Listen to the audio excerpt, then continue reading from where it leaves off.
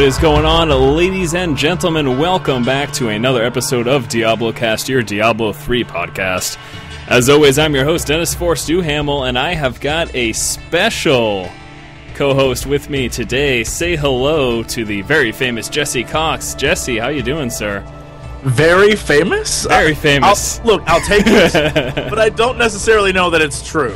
He's the most famous man on the internet, and you all know it. How you doing, Jesse? Nice to have you on the show. It is a pleasure to be here. I'm doing good. I'm here to talk about some Diablo. Yes. Very excited indeed. I know that you've been looking forward to the game. I've noticed you've done some coverage on your channel, and actually, why don't you let everyone know, just in case they don't know about you, just a little about your YouTube channel and what you cover and stuff like that. I run the YouTube channel OMFGcata, which originally was like a World of Warcraft gaming channel, but over time has devolved into some sort of I don't know. It's garbage. It's internet garbage. You know, it's funny. I play games, I act like a fool, and apparently people are like, it's funny. I don't agree with that, but, you know, whatever. Yeah, it's hilarious because you're in the same boat as me. I get flack all the time. I've got SC2 in my name, and like, Force, you don't just cover SC2, you're an idiot. And you probably get stuff about not only covering Cataclysm, but what did people expect? Come on. We gotta branch out. Yeah, the thing is that when you start channels, and I know you can go to pretty much every major YouTuber, when you start your channel, you never think, this is what I'm going to do, right? And so, for me, it was summer, I was bored, and I got into the Cataclysm beta. It was like, I'll post some beta videos, whatever, I'm bored. And, you know, a year and a half later, here we are. It's terrible, huh? Yeah. It's awful. All right. Well, let's get on topic here for a moment. Diablo news. We're going to be mentioning the Diablo 15-year anniversary page that recently popped up, a upcoming Book of Cain signing, recently released skill rune videos courtesy of DiabloFans.com, D3 rating delay again in South Korea, hardcore PvP death, and then lastly, a little reminder of the Blizzard Twitter beta key contest. And let's start off with our first topic, which is going to be the Diablo 15-year anniversary page. All right, so just today, I believe the page actually went live. 15 years, huh? Diablo's been around for quite a while. Enough to make you feel old. Yeah, pretty cool, though. And we actually ended up talking about this last week in the last DiabloCast, but they have actually finally released some content covering the 15-year anniversary. There's a few videos that you guys can take a look at, and specifically there are actually 3 videos. One of them is an interview with Jay Wilson, another one an interview with Chris Metzen, and then lastly an extended Diablo retrospective video there as well. So if you guys haven't seen this, you're going to want to, of course, head on over to the Diablo 3 community page and just take a look at this stuff. Pretty cool. I mean, it's nothing, you know, there's not a ton of new information. They're just, in the interviews, they're just talking about why they like Diablo, how they're excited for the game, stuff like that. And I guess we can take a moment in that spirit to talk about why we love the game. So I'll start off with you, Jesse. What is it about Diablo, now looking back on 15 years since the first game was released? What is it about the franchise that you enjoy the most? Why are you excited about the upcoming game and all that wonderful stuff? I'll be completely honest with you. The first Diablo game, I thought it was cool, but I wasn't like, oh my god, this game's amazing. I don't know. It seemed like, you know, there were a bunch of, like, it was clever for the time, but it seemed like there were a bunch of dungeon crawly style games then, and it was just sort of in that genre. And I was like, oh, all right, this is kind of exciting. It wasn't until Diablo 2 that I really got into it, and I think it was at the point when you realize that the guy I'm trying to remember what the guy's name was, like the crazy guy who's like, no, Tyrael! That guy. At the end, when you realize that it wasn't Tyrael, but it was Baal instead. Yeah. That I was like, this is freaking awesome. Like, the way they set that story up was amazing to me. And so, that's kind of what got me addicted to the game. I played Diablo 2 like a fiend. Oh, man. Yeah. I remember many hours spent with SOJs. I remember bringing my laptop on family vacations, and we'd be out, like, skiing, and I'd be like, I need to go back to the lodge because I have to play Diablo 2. So it was definitely, definitely a great gaming experience for me. Most certainly. And in general, for me, I just love the gameplay. I love RPGs, period. I mean, I'm a huge RPG fan. I feel like you're kind of the same way. I mean, you covered World of Warcraft quite a bit, and I know that you're doing other RPG games. But it's not just the RPG, but the point and click, hack and slash that Diablo has. I think it really gives it a special feel. And like you mentioned, there have been other dungeon crawlers when the first game came out. It didn't really catch your attention too much, but definitely the Diablo franchise has been the longest lasting and I would say one of the most enjoyable action RPGs for me personally. Right. I think the point in my brain I had made, but I don't know if I got it across, was that the first one was. It's I can't even describe it really. It was fun, but it's one of those things where it was sort of I played it, great, move on. Mm-hmm. And it was what was that, 97? So yeah, we got a little timeline down here. We can even take a quick look. Yeah, the first one came out. It was in 97. So that would have been right about the time when I was like really actively trying to be like super cool. Like how did that work out? What's going on? I'm going to say but don't look that information up. Okay. For those of you who will, don't. But yeah, it's, I don't know. I think it was one of those things where it was kind of like playing, Warcraft 2 or StarCraft, where it was fun, well, except for StarCraft. We may have to excuse that, but they were fun. It was nice to play. I played them once, got the idea of the story, and was like, okay, well, I beat it. Great, move on. Mm-hmm. I mean, that's usually how you would play many games, especially back in the 90s with us old folks, right? And a lot of the games were just sort of you beat it once, you move on. There wasn't a lot of replay. I think Diablo, the original one for me, suffered from that. Which is why Diablo 2, I played it so much because you could play it online with your friends, you could go back and do this, and you could... I liked that idea. The whole BattleNet system, to me, was really, ingenious, and I love the way that Blizzard did that. And so, especially with that and StarCraft, playing online and maps and things like that, I couldn't get enough of it. So that's what sold it for me for Diablo 2. Mm-hmm. But I think also is the story. You mentioned, I'm a huge, role-playing gamer. I don't know if you would ever say, I don't think I've ever actually played, a Dungeons & Dragons, which I know, nerd cred is gone. I know. But it's funny, because I'm the same way. And it's weird, because I say that, but at the same time, I played way too much Magic the Gathering. But I never forayed into the pen and paper for some reason. Yeah, I mean, I didn't even do that. My bread and butter was, old school Nintendo, Super Nintendo RPGs. And I guess I'm jaded as any old fogey can be. I'm pretending like I'm 50. The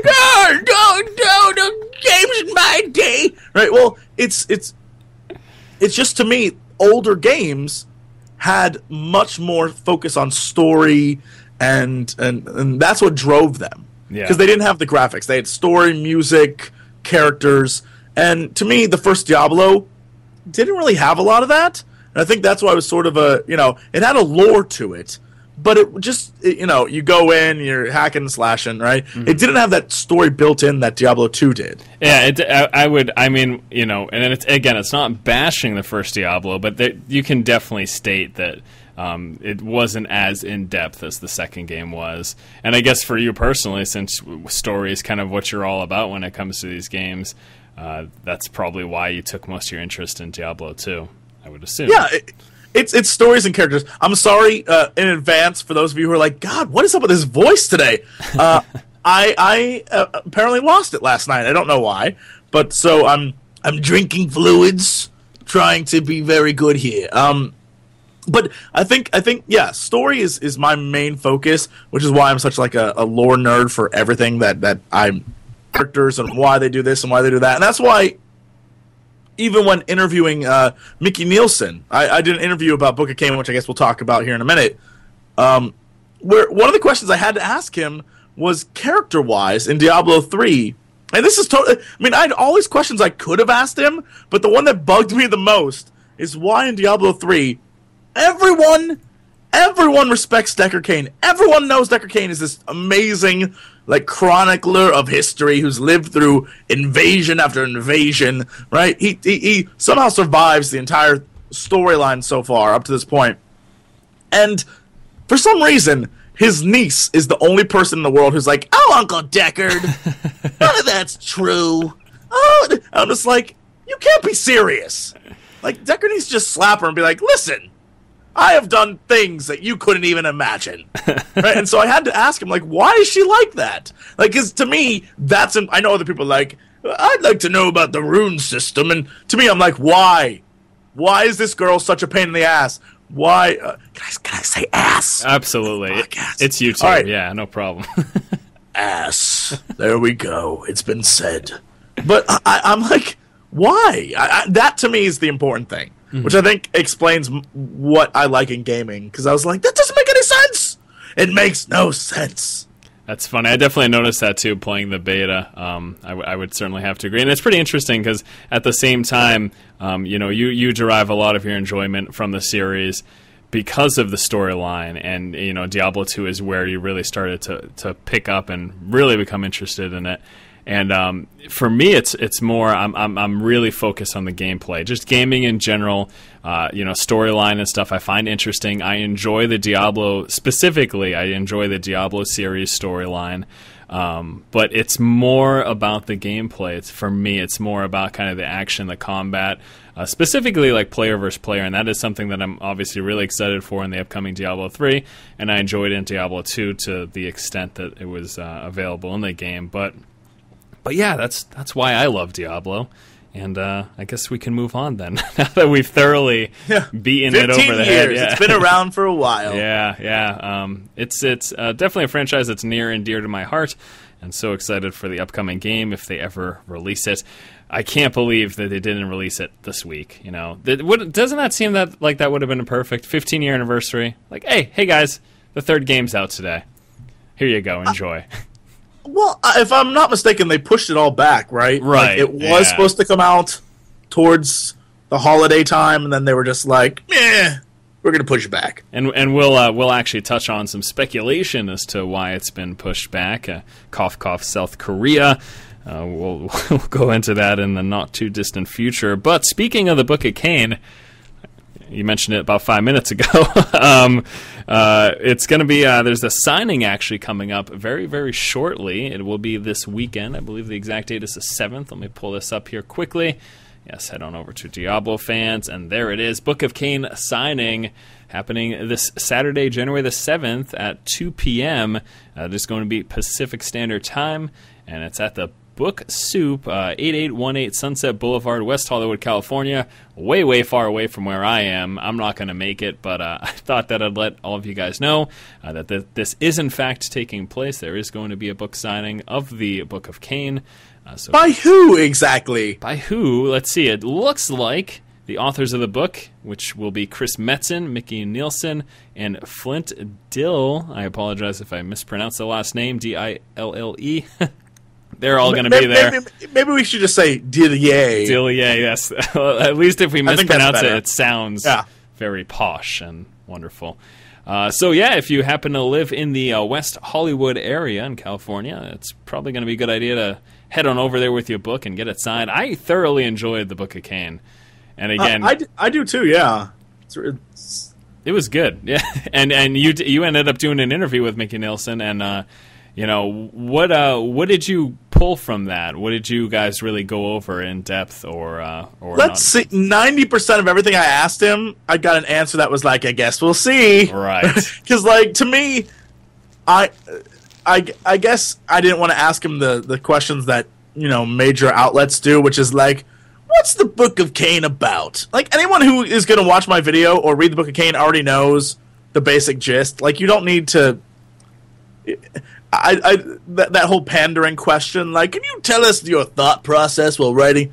We know what the thought process was. It's Deckard Cain writing down everything he knows. Mm-hmm. The end. Move on. And so I'd asked him questions like, in the book, it talks about the different hells and how, for example, I can't remember which one it was, but one of them is like mental torture and one is physical torture, and they go into all the different details about like how even the people who are in the mental torture one would rather like they run to the physical torture plane because it's better than being like like all the nuances and stuff they included I think are great. And I asked them if we'd ever see those, or they introduced all the different archangels, like Tyrion's wannabe friends, right? And I know they mentioned something about it at BlizzCon, that we might see them, so I tried to follow up on that. And of course, the answers I got were like, I guess you'll see when the game comes, stuff like that, Yeah, trying to avoid spoilers as much as possible. And I wasn't really going for, like, super spoil. I just wanted, like, a yes or no. Like, will we see them? Yes. Like, okay, I can live with that. Right? But, they got to hype it up as much as possible. And then I asked them questions that dealt with, smaller, more nuanced things, like I said, with Leah, who just makes no sense to me. And the reason why I asked earlier about who would be signing the book is because the book says written by Deckard Cain. There's no one else on, like, it doesn't say Chris Metzen or anyone on it. He'll be there. Deckard's there. Yeah, so I was like, will Deckard be there? Absolutely. I was curious. No questions asked. They could pull it off. They could get an actor to do that. Guaranteed. Oh yeah, they could have a guy be like, I'm Deckard Cain. Let me sign your book with my Herodric cube. I can see that.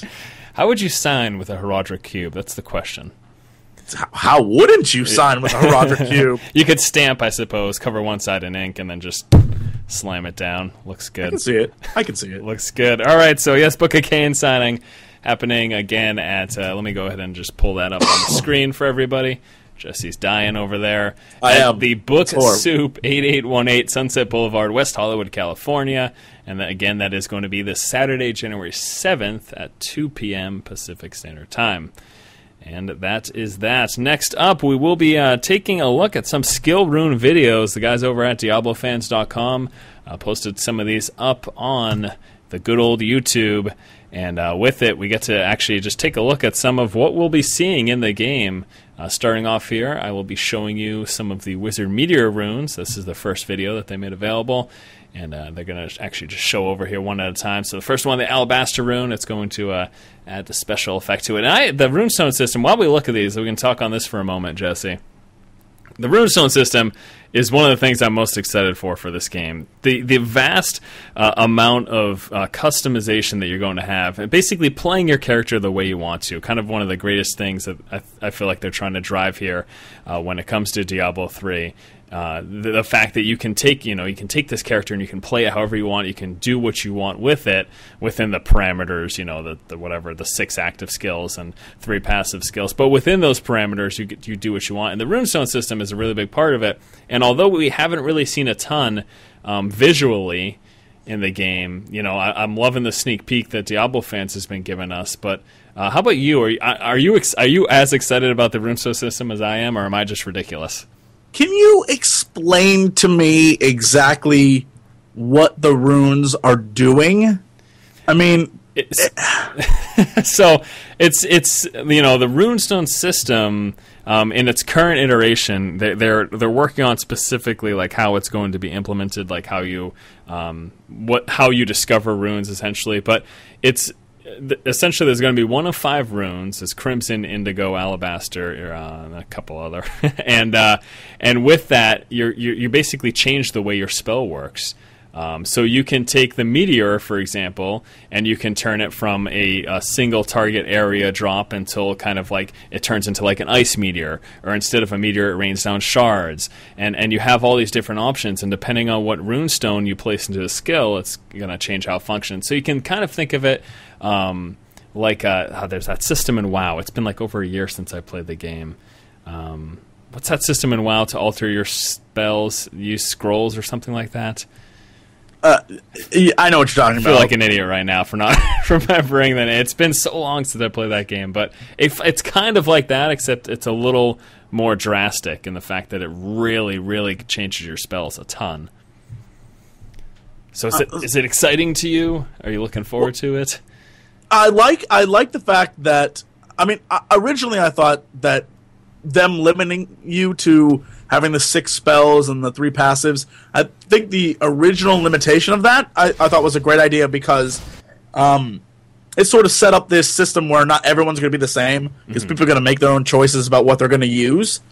But this, I think, adds to it, but at the same time is going to cause like massive over theory crafting. Oh, yeah. And then people saying you have to do it this way in order to be good. Yeah, and I would say that's the case though for many RPGs. I mean that happens. I feel like in a lot of, be it an MMO or a game like this, a hack and slash action RPG. There's always going to be people who, the min-maxers who take it as far as it can go. But yeah, no, that'll definitely happen. and that's what I think. Like, I mean, originally, clearly I was wrong, but I originally thought that ruining. What would the word be for that? To ruin? To ruin them. Okay, that putting runes into something was going to change the look, not the overall effect. Oh, it's both though. That's the thing. Yeah. So now that it's both, that I think. Well, I think it's very cool, by the way. But I think that opens the door to a lot more creativity.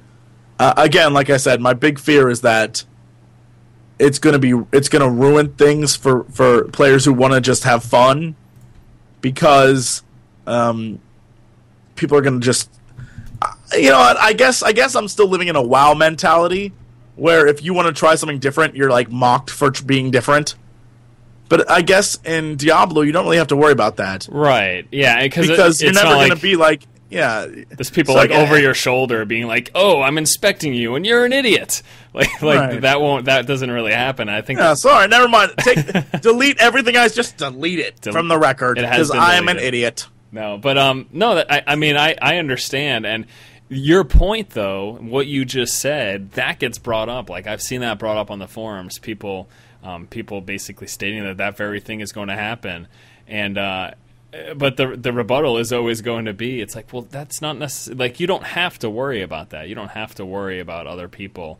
Or people have complained about all sorts of things when it comes to, like, your interaction with other players. But I think that's probably one of the greatest things about Diablo is that if you don't want to play with anyone, if you're completely antisocial and you decide that you are just, or not even antisocial, just the way people game. Some people like to game by themselves. Like that's why they game, to enjoy kind of a single player experience.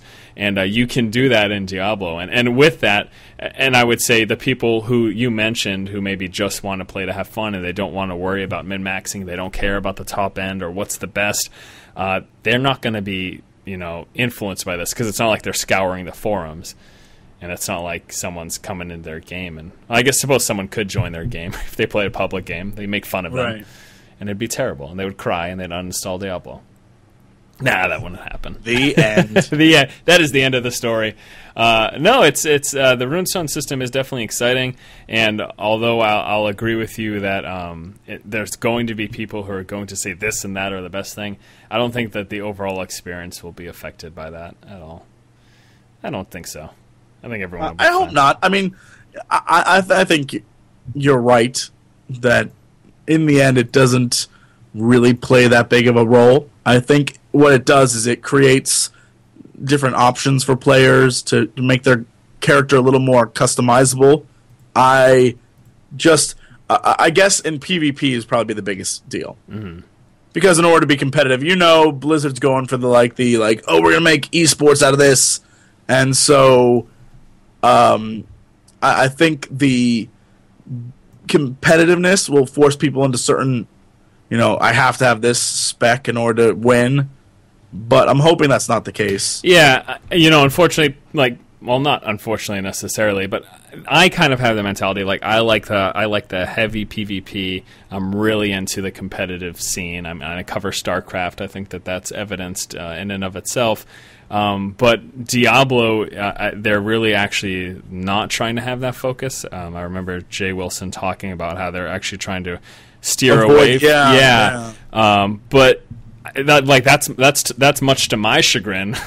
But the overall, I understand that probably the overall Diablo player base doesn't really care that much about it, and it's actually, this is something that I've thought about quite a bit before.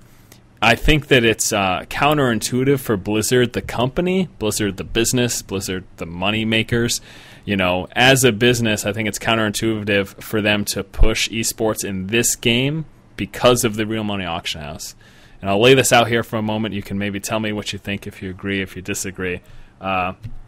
It's my inclination that if they were to focus on a esports type of PvP gameplay in this game, like if that were to be something that they did, then they would likely have to include some sort of PvP gear. So we're thinking season gear like World of Warcraft, you do your battlegrounds, your arenas, whatever, you get your points, and you get your gear with, we'll just call it resilience, a PvP stat, whatever you want to call it. Resilience, expertise, if you're playing Star Wars right now, whatever you want to call your PvP stat. So they would have some gear like that likely available through PvP. The problem is that if a large portion, if a percentage of their player base is just doing that, and I guarantee people would, like I would just do that, that also means that they're not playing PvE. That means that they're not farming items, and that means that they're not interacting with the real money auction house. So the bottom line is that the too long didn't listen is, if they focus on PvP, then it's going to pull people out of the PvE game, and that's going to pull people out of the item game, which means that they won't be using the auction house.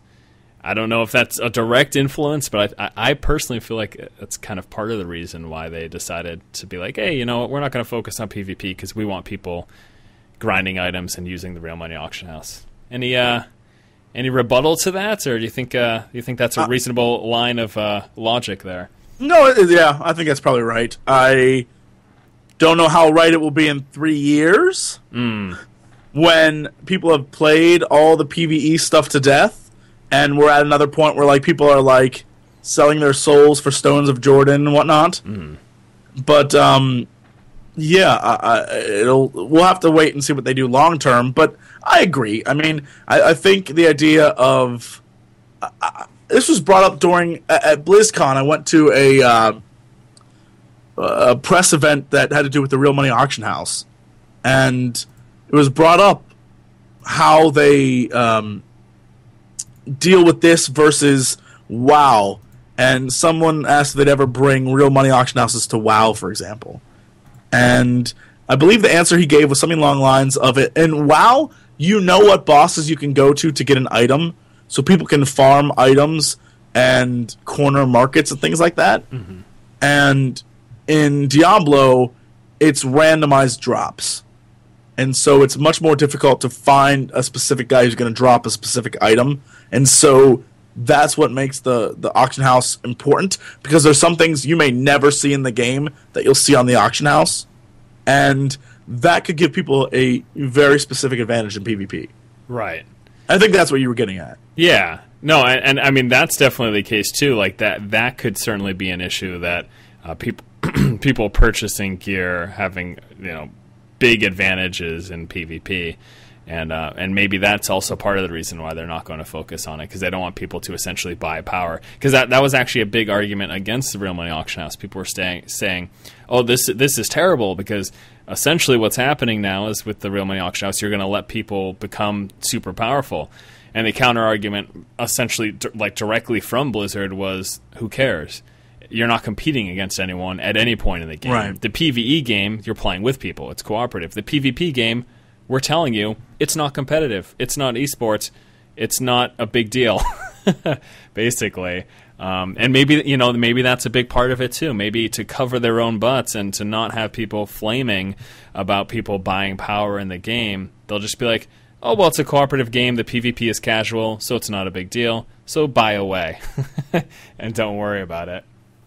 And I think this is it goes to that sort of combining of the Eastern-Western MMO online gaming genres, where in most Western created games, it has that WoW, Star Wars, that feel where it's the player can do whatever the player puts effort into, where the Eastern games are pretty much everything's for sale. Yeah. And I mean, so, we're seeing that shift, too. I mean, I know you see it. You cover multiple games. We're definitely seeing that shift in the Western industry. just the huge growth of free-to-play games now, and the fact that there's usually some sort of vanity shop or some sort of straight-up item shop in it. I mean, that's happening. It's shifting over. It's scary. It's scary for some people. It's kind of scary for me. I'm still undecided as to how exactly I feel about those types of games. Well, I mean, most Western games have most Western games have been doing that for like in the light version for a while. If you buy a collector's edition of a lot of games, you get some benefit for spending an extra $30. Yeah. And it may not be game breaking, but for example, Star Wars just came out. In that game, you spend an extra $30, you get like, the mount and all that stuff. You get special crystals. Like, you get benefits, and then you get access to a store like in the game that allows you to buy other things that other people can't buy ever. Yeah. And so again, like, we're slowly moving towards, because I think Lord of the Rings Online and Dungeons and Dragons Online proved this. They weren't making any money when it was a monthly pay game. They switched to free to play. They're making a ton of money. Yeah, they're doing extremely well now. A ton of money. Yeah. More, and you think it's like completely intuitive, unintuitive, I guess would be the. I mean, you don't pay to play, and for some reason they still make more money because of all the things you can buy. And people, I guess, you see this in WoW, and I'm sure you'll see it on the Real Money Auction House. Is people will buy things when they don't have to pay for anything else. Like, they're like, well, since I'm not paying 14, like, it's reasoning, I suppose, that they do, but you have to figure, especially people who did the year WoW get a free Diablo 3 thing, they're not paying for the game. Well, I'll throw $40 into something at some point. Yeah. You can see that happening for sure, and it's not just those other games, and we can also relate it specifically back to Diablo. I feel like it's going to happen. It's also like, as you mentioned, if they don't have to pay for much else, then they're willing to spend the money. I also think a big part of it too, and why games like Lord of the Rings Online became so successful. It's all about the power lust, especially with online RPGs. People want to feel powerful. They want their character to be the best that there is. So that drives people to either raid for 12 hours straight, grind for days on end, or if the option is there, pull out their credit card and buy a sweet piece of gear that's going to have them two-shotting opponents like that. Pretty much. That's like, because internally, psychologically, that's like, people want to feel powerful, and they're willing to do whatever, I'll put this in quotes, whatever ridiculous thing, end quote, is necessary to be powerful in that game. And I'm sure that's going to happen in Diablo, but again, why? Like, in Diablo, why does it matter? This person is playing next to you, and they're helping you kill crap. So right, you're not competing against them to kill Diablo. Right. They're like your friend and your companion. So. And you're not even competing for loot drops in Diablo 3 anymore, because loot drops are like individual. So it's not like, I got to be right on. I have to max my HP and buy all this best gear so that whenever any boss dies, I can be right on there to spam click it. It's like, that doesn't even matter anymore. I think that with this, they've really found a good balance, because like you don't have to worry about someone else buying stuff, because it really doesn't affect you. It really shouldn't affect you. Again, with the PvPers it will, I guess, but Blizzard's saying, hey, you know what, PvP is not competitive, so take a chill pill. Right. That's basically what's happening. Man, that was great. I didn't even know where we were going there for a minute, but I think we nailed it. Good job, Jesse. You're welcome. Great discussion here. All right. Next up, we're actually going to be discussing a little bit more about the Real Money Auction House, because Diablo 3, the rating, has been delayed in South Korea yet again. This is turning out to be a huge headache. The problem being, at the moment, South Korea is having issues when it comes to actually rating the game and getting it approved for distribution, because of the Real Money Auction House. And I guess the specific issue with the game rating board for South Korea is that they're worried about essentially gambling. They're stating that in Diablo 3, the function of the Real Money Auction House is akin to gambling in some bizarre way. And this is something that I still haven't wrapped my head around. And I've been trying to think about it and trying to think about how they associate the real money auction house with gambling. I understand the loot drops are random. That's randomized. But it isn't like you are, paying $5 to play for 10 minutes and hoping you get a good piece of gear. Because I could see that being that's exactly like gambling. That's like rolling a slot machine or something, Right. I pay X amount of dollars, I play for a couple minutes, and hopefully I get something good. But with the auction house, if this is what the real issue is, maybe this is what we're just being told. But if the real hang-up is the auction house and how they think it's like gambling, I don't get it. You see what you're buying. Can you make any sense of this, Jesse, or is this just as bewildering to you? I would almost venture to say that it has nothing to do with gambling. For some reason, I don't. I have no clue. That sounds like one of those like smoke screen, like this is the reason we're going to give, but not really the reason kind of things. Mm-hmm. I don't know if it has to do with because I remember reading somewhere way back when WoW started selling items. And I think I remember something along the lines of South Korea having an issue with that. Maybe it was China though, so I could be wrong. But the idea was that it was money leaving the country and going overseas. Really? And the idea was that because the real money, and this is my crazy man theory, but the idea that the real money auction house, everyone around the world is there are markets, right? Like this is what it was described to me, and I could be butchering the description, but if you and I are like in the U.S. market, right? Mm-hmm. We can buy and sell stuff in the U.S. market, but there was also the idea that, and this is what they were thinking, but I think they nixed this. I don't know. But that you could switch your market, and so instead of selling in the U.S. area, you could switch to, say, a EU, mm-hmm. and work there. But then you couldn't sell to the U.S. people anymore. And so I think that if that's gone, this is a moot point. It doesn't matter.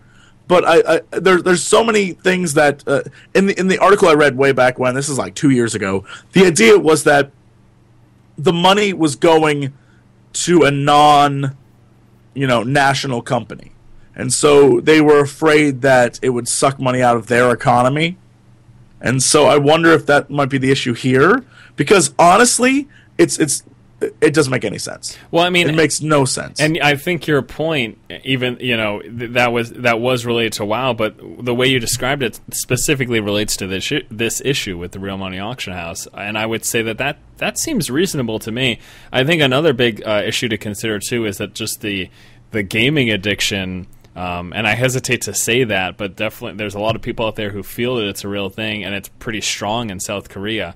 And, I've voiced my opinion on gaming addiction in the past. I have personally said that I think it comes down to the fact that there's people with addictive personalities, and certain types of games, specifically right. MMOs or games like this even, can bring that out in people. But then people will immediately point me to just major issues that South Korea is having. Not even, and we all know Korea and StarCraft, it's just it's a national sport over there. I mean, that goes to tell you how into games that country is. And so maybe part of the issue here is going to be kind of derived from that, where the country is looking at this like, all right, well, we've got a portion of our population that's really into gaming, and this game has the likelihood of becoming very addictive. Diablo 2 is a very addictive type of game. Diablo 3, there's no reason to think that won't be as well. And maybe they're worried that addiction, coupled with an auction house that, like you say, can be pulling money out of the country, is going to kind of make a bad situation worse. Like, people are already addicted to games. Now, all of a sudden, they have an opportunity to make money, or they can be spending all of their hard-earned money working at the market now in Diablo 3. That's a good point. That's a good point, Tracy. What I was trying to get at before was that originally, and like I said, this may be scrapped, and this may not even be in the game now, but originally the idea was that you could sell in whatever market you wanted to sell in, but you were confined to selling just to that market. So, for example, if I wanted to go to South Korea, where I knew gamers would be really hardcore, and I'm in the US, I could do that and sell directly to them. And then the money I would get would be in, I'm not sure what the Korean currency is. We'll just call it Korean currency. It'll be a Korean currency. And so you couldn't change that to anything. Right. Like, you would get Korean currency, and then if you, like, put it to your PayPal would change that for you and take whatever fee they took, right? Mm-hmm. But, you know, you couldn't make it dollars. But the idea was that still you would be there, and you would be taking the money out of their economy. Mm. Because that's where a lot of the players would be buying stuff from. Especially since it's an Asian market where they have this already inherent, we play games where we buy stuff in those games to get ahead. Yeah. And so that was like one of the questions that was brought up was, so you're saying I can go anywhere and enter that market. Sure, I wouldn't be getting dollars, but I could transfer that into dollars when I take all the money out of my account. And their response was, well, you know, you can only buy things with Korean money then too. So, like, the money is split up. So if you sell something in dollars, you get the dollars, right? Mm. But you can't use those dollars for anything except to buy things in dollars. So if you're in a market that is all Korean currency, you can only buy things in that Korean currency. Like, so they said it's like the money's split. So, you know, there's euros and dollars and whatever. And so your account in Diablo, as I lose my voice here, your account in Diablo may be 16 different currencies, right? And so, but still, the idea that you could go to, you know, South Korea's market, this Asian market, which I guess would include, I'm not sure how they would set it up, but I guess it might include China too. Maybe Asia, South Pacific, so maybe Australia. I have no clue what they would do. Yeah, but, I think they plan to split it probably, like, from this point going forward the same way they do in StarCraft. But it is the real money auction house is going to be based. It's going to be currency based specifically. So there's like a U.S. dollar real money auction house as opposed to just calling it like a U.S. real money auction house.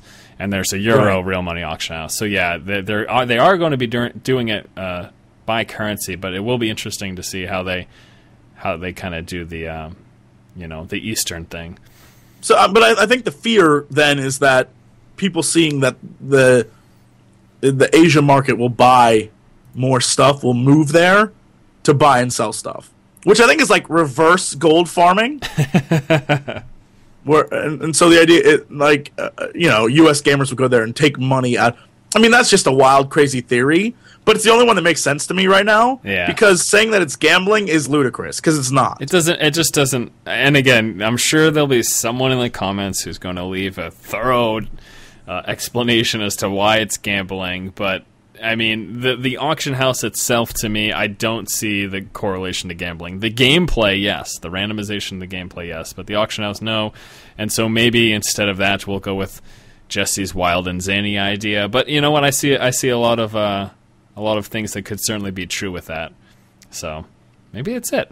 And I don't think we'll ever get a straight answer. So we'll just speculate. We'll keep speculating. The only way to go. Yeah, just speculate. All right. Last major topic, we're actually going to be discussing some hardcore PvP death. It's something that we've talked about here on the channel quite a bit, and it still seems like the jury is out. They're not sure what they're doing yet in terms of how death is going to be worked in hardcore PvP. As of now, hardcore PvP death is not permanent. I've been talking about this for a few months now, and it seems like it hasn't changed yet, but they also said that they aren't solidified on that decision, and there may at some point be some way of permanently killing your opponent in a PvP, whether it be some sort of like a 1v1 matchup dueling system.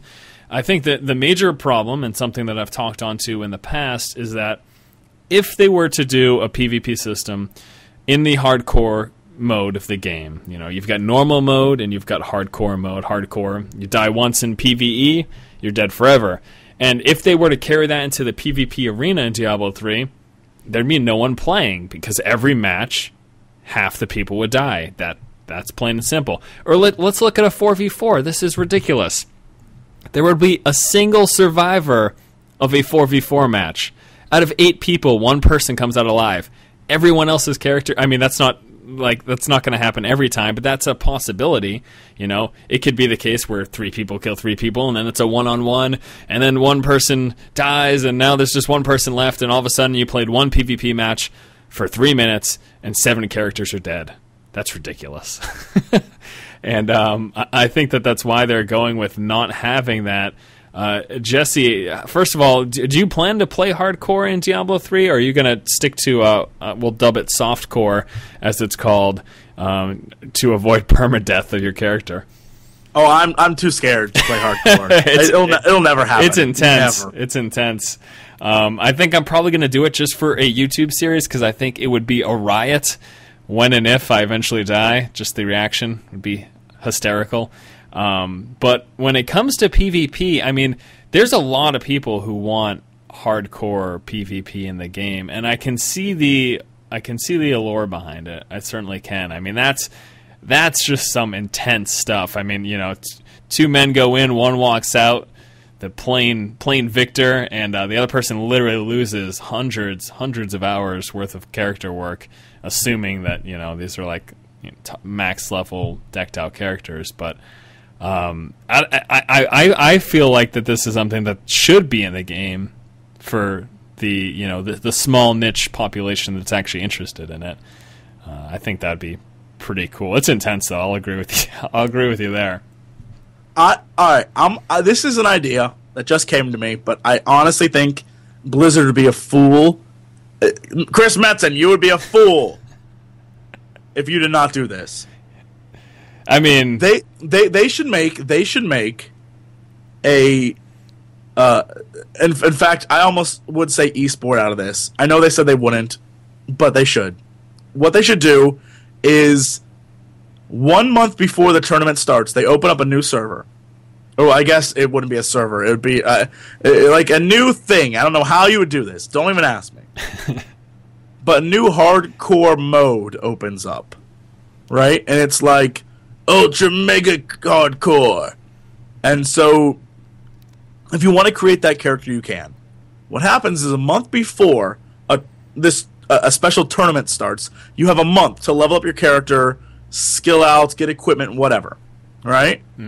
After that month, everyone on that server who's in the hardcore, super, ultra hardcore thing is entered in a tournament.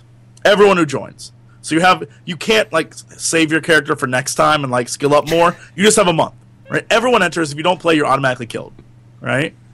Everyone enters, and it's a like freaking gladiatorial combat. Oh man, where it's 1v1, or it's like 3 v a horde of enemies, right?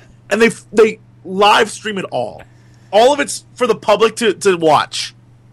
Gamers play with their one character who, if they die, they're dead forever. Right? They just spent a month of their life getting this guy ready for this. And if they die, they're gone. So it's a wasted month. And basically, the last man standing, their character gets like some amazing prize. He has to be immortalized in the game. Yeah, like in the game or something. Like the character is in like a gladiatorial arena in the game that you can visit. Whatever. But like that would be amazing. I know. And all they do is they live stream it for everyone. And you know, the end could be a BlizzCon, like a 1v1 of the 2 greatest or something. But then while the 1v1's going on, they like unleash demons. Tell me that wouldn't be awesome. They're just raining from the sky, dropping on people and stuff. Like in my brain, I'm imagining like an episode of like Spartacus, blood and like I'm telling you, like it'd be amazing. Yeah. Amazing. Metzen, get on it. That would be intense, and I mean, people would just eat that up too. They live stream every match 24/7 live stream matches of just everything that happened. They could make an industry off of that. They can make $1 million, like let's say a week. I don't even know money. They can make a ton of money off of that. Just by it would be seriously like just. And you could have your own favorites. You wouldn't even have to be part of it. And then like some guy could be, and here's what the best thing would be: the person who won got to take their. Not only were they immortalized, but that character got recreated with all the gear they had before for the next month, so they could make that character even super stronger, right? And the idea would be like, this is like the champion. Dethrone the king. Yes, but it's even harder to do it now. Yeah. So it's like they're so skilled and awesome. So like you could have someone who's won like months in a row and they're like fan favorites. You get people like chanting their names. Tell me that wouldn't be amazing. That'd be amazing. That would be great. Yeah. It needs to happen or else I will be disappointed in this game. It's wow, great idea. Have you sent in your application yet to Blizzard? Are you working on Diablo 4 yet, Jesse? I actually am, yeah. Great. Good to know. There's a lot more tentacles in it, though. Too much. Back to reality. Hardcore PvP, whether or not it's going to happen, permadeath, I don't know. Again, I hope they do something. Maybe just slightly shy of Jesse's idea, I'll be happy with, but not too much further. At this point, I have to have my idea. It has to be. If it's not, I'll be depressed. The game will be 0 of 5 stars. 0. I will go on like GameFAQs and write a personal review. You're like, where's the Battle Royale Super Hardcore Arena? Like, I was promised this. They said I'll just make up something, like go to a Wikipedia page and edit in that like at BlizzCon 2011 they said this would be in there. People will be like, what? Yeah. They lied. Oh, yeah. You better preemptively put up that announcement video. So people... It's going to happen, Metzen. It's going to happen. It's funny. Just do it. It's too late now. Yeah, sounds great. But for PvP and hardcore, I hope that they do have a permadeath. I really do. I understand that the attrition is an issue, but I think that it's one of those things. At least make it an option. I'm kind of a man who says, have the option there, especially something like this, which doesn't affect me personally. If you can give the player base options that won't affect the other gamers, then why not? You know what I mean? Like, especially something like this. Like, this is obviously something that people want, and we gotta make it happen. PvP, crazy death mode, super hardcore. Let's do it. Blizzard Twitter beta keys still going on. Just wanted to remind you guys yet again, the drawings are happening. I believe it is every Tuesday that they're picking their winners. Yes, that is correct. Every Tuesday. Going to be giving away 100 winners a week, and that is actually going to end January 23rd, so we still have a few more weeks of that left. Here's the information there. You can just head on over to the website as well if you want to take a look. But yeah, you just need to actually go over to twitter.com/BlizzardCS and then follow them and this whole other laundry list of things. They're making you do a lot for these beta keys. It's pretty crazy. You have to send an email and do a hashtag and do work. God. It's so much work. But you know what? I think someone's got to win these. That's how I always think about stuff like this. A lot of people say, "Oh, this is impossible. Why even bother?" Well, there's 100 people who are going to win this week, so why not make sure that you're one of them? Right. That's the idea. And then, lastly, as we always do, I will be wrapping things up with some questions, and Jesse will be assisting me. Well, I'll be back here. Yeah. Raspy voice, Jesse. Drink like 20 minutes ago, so that is, I'm like, I could do this. I promise. Let's see what we got here. First question coming from Taius, T-A-I-S. Hey, Dennis, hope you enjoy the new place. That has nothing to do with Diablo. In the first video released from Blizzard about Diablo 3, they mentioned that it was possible to bring NPCs like guards into your party, not helping with specific quests. Do you still think that is possible now that we got the followers? I don't know. Last I heard, the follower system is what we have. I don't believe we're going to have a mercenary-type system like we did in Diablo 2. I think that the followers... those are going to be our companions, and that is it.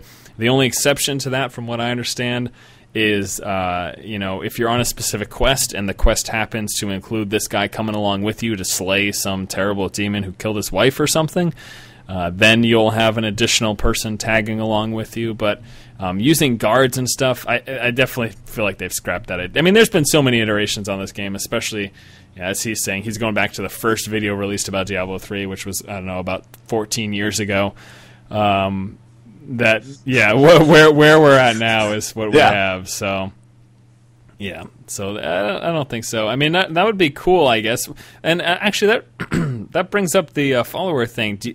How do you feel about the followers as opposed to what we had in the past, mercenaries, hirelings, however you want to call them? I like the followers. I like you can scale them up. I like that you can equip stuff on them. They got their own story. I like that they have personalities. Yeah. I especially like that your character talks to them. Like, you'll just be walking around, and on my mage, oh lord, my sorcerer, my wizard character and I like how I used every term that I could for a magic user. Yes. My Hogwartian warlock. You covered all the bases. Yes. We at one point, if you go around with your paladin, he'll start going on about, like, killing demons and loyalty and the light, and your character will be like, that's great and all.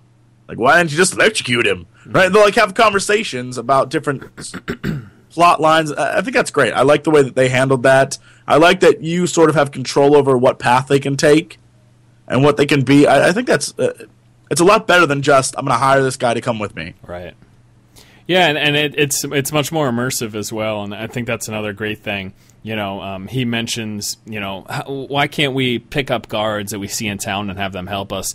I mean, I don't think that's as personal of an experience as these followers are, and I think that if given the choice, if I would want a follower-type system like Diablo 3 is doing, or if I would want to pick up a guard in town to have him help, I like the follower because it's going to get you right in there and get you more involved and kind of entrenched in the story. And I think that's a good thing, especially, Diablo is such a story-driven series, and that's definitely, they're trying to pull that through here in the third iteration.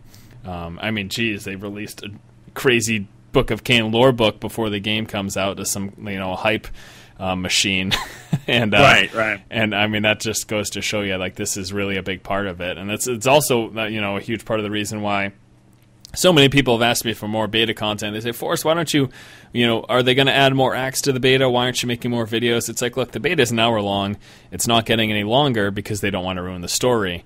And that's just, you can only play the first 1/3 of Act 1 so many times. Right. Yeah. Yep. All right, next question coming from Brendan, asking, is it official that D3 is coming to consoles? And if so, will there be a way to play together, i.e. PS3 and PC? Basically asking if it will be cross-compatible, or will the auction houses be some way connected? That's two different questions. Okay, never mind. There we go. Consoles, yes, it definitely looks like it is going to be happening. Diablo 3 will be making it over to the consoles. As far as we know, there's been so many job postings over the past few months. I'm not sure what they will be doing with the auction house. I feel like if it happens that they would be connected. I could be wrong, though, and I'll be interested to see about the cross-compatibility between PS3, PC, Xbox 360. The biggest thing is that, they just run on different networks. PlayStation Network, you got to get PlayStation and Microsoft to play along, and I don't know if that'll happen. go over real well. They're not the best of chums, so not sure if that'll happen. But yeah, it does look like it's coming to console. And do you think you would pick it up on console, or are you sticking straight to PC? I can't even imagine playing that game with joystick. Never going to happen. Right. Yeah. I there's a game or two that I've played. The one game that I just absolutely love for console that I'm super sad never came to PC was Red Dead Redemption. I want Rockstar to get on that because that game was amazing. But if I have the choice between playing a game on PC or console, I'll definitely always pick PC. Right. It's just, especially Blizzard games. Like, I'll never forget a while ago when they released StarCraft 64. Like, way back in the day. It was StarCraft on a Nintendo 64. Mm-hmm. There is no need for that to even exist. Why would... I can't even imagine playing a real-time strategy game on a console. That's just insane. Everyone's got, like, 5 actions per minute. Yeah. So it definitely, especially this where you're pointing and you're clicking, you're doing it. Like, it seems like it requires a mouse. I think, if anything, this would be the game for them to do it. I think this is going to be an easier transition than StarCraft 2 or like World of Warcraft would be. If they're going to pick a franchise, I would say Diablo would probably be the easiest of them. Right. I can't. Could you like in WoW with all 70 hotkeys that you need? That would not happen on consoles. And as you mentioned, StarCraft is just a laugh if you try to play that on consoles, or even the Warcraft series. So, and last question coming here from Tristan, asking. He mentioned he's been playing Diablo 2 lately, and is getting kind of annoyed at the mass amount of transfers he has to do with transferring runes from stash back to mules and all sorts of stuff. And he goes on to ask whether or not that's going to be alleviated in Diablo 3. The answer is yes. We get a shared stash. That was nice and easy. And with that, we will be wrapping up this episode of DiabloCast. Jesse, thanks for coming along. This has been a lot of fun. Thank you for letting me ruin your cast here. No, it was fun. This was a good time. I enjoyed it. Hopefully you guys watching at home or listening or however you partake in this podcast enjoyed it as well. And it'd be lovely to have Jesse on future episodes. We'll have to see how things work out. But thanks again, everyone, for watching this episode of DiabloCast. Once again, this has been Dennis, or Force, as you know me here on the YouTube, here with Jesse, OMFGcata, and we'll see you guys next time. Thanks, Jesse. Awesome. Thank you. Great work. Oh, my poor voice. Don't die. Yeah. I'll try not to.